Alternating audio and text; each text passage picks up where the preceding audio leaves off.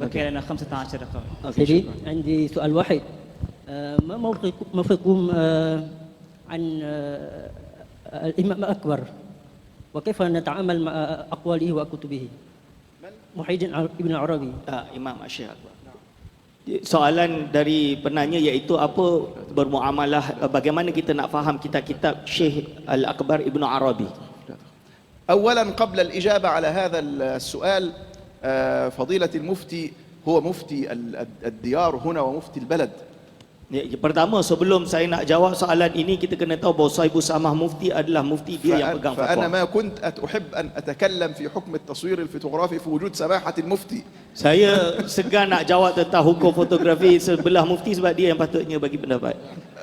قال لي مباح الحمد Dia kata لله. tak bermubah boleh, so tak bertentangan أفتاني fatwa. فضيلة المفتي بجواز أن أفتي في Jadi هذه mufti dah المسألة. fatwa kata boleh, tak ada masalah. شكرا Sama. شكرا يا سماحة المفتي. Terima kasih banyak.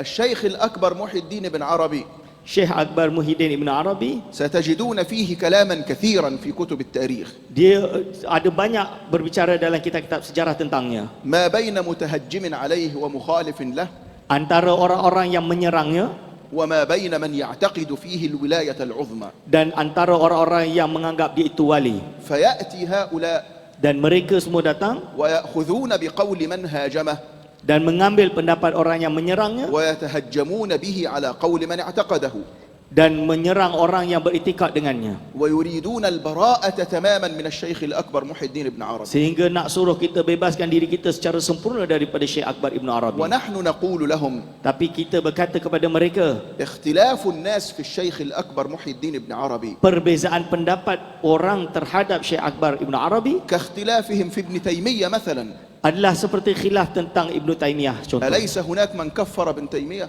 Tidak ada orang yang mengkafirkan Ibn Taymiyah. ونحن ننفر من كلام التكفير كله. Ada orang yang mengkafirkan Ibn Taymiyah dan kami menjauhi dan menolak orang yang mengkafirkan Ibn Taymiyah. وفي المقابل أليس هناك من يلقبه بشيخ الإسلام؟ Dan begitu juga ada orang yang sampai memberi nama Syekhul Islam kepada Ibn Taymiyah. فلماذا يصر هذا الذي يتهجم على الشيخ الأكبر أن يبقي على حبه لابن تيمية وأن يتهجم على الشيخ الأكبر محي الدين بن عربي؟ Jadi kenapa pula kita nak buat berlakukan sama kepada Syekh Akbar Ibn Arabi? إذن الشيخ الأكبر Sedangkan Syekh Akbar Ibn Arabi المطبق عليه والمستقر عند علماء الإسلام yang mana dipegang dan diterapkan oleh kebanyakan ulama ahli Islam أنه إمام عظيم الشأن bahawa ia imam yang hebat, yang agung, ونعتقد ولايته dan kita iktikad dia kewaliannya, ويبقى بعض كتبه dan masih sisa bahagian daripada kitabnya ومواضع معينة في كتب أخرى dan beberapa tempat dalam kitab-kitabnya yang lain فيها إشكال كبير ada memiliki kemusykilan yang besar وفيها نزاع كبير في فهمها. dan ada kesusahan untuk kita memahaminya. فنحن نعتقد ولاية الشيخ الأكبر Dan kita beriktikad dia itu seorang wali,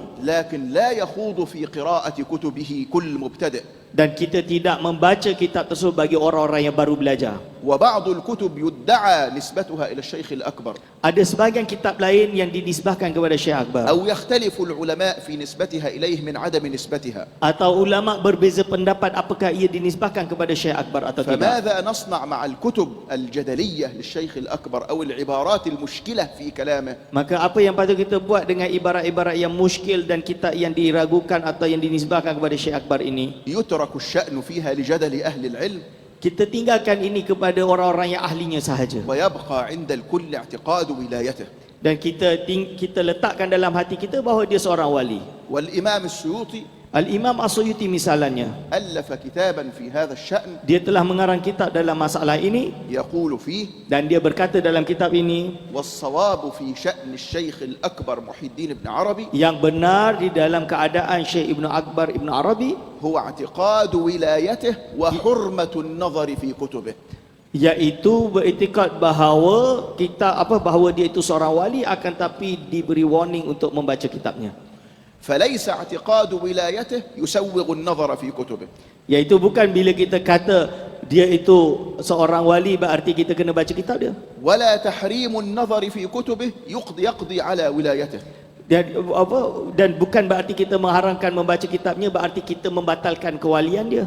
إذن خلاصة القول kesimpulan yang dapat saya berikan أننا نعتقد في ولاية الشيخ الأكبر bahawa kami itikad bahawa Ibnu Arabi itulah seorang Syekh Akbar, مع وجود مواضع فيها إشكالات عظيمة في كلامه dan kita iktiraf ada kemusykilan di dalam kitab-kitab dia تدرس بطريقة أهل العلم. yang biar dia dikaji oleh orang yang ahli dengannya. والله تعالى أعلم. Wallahu taala alam.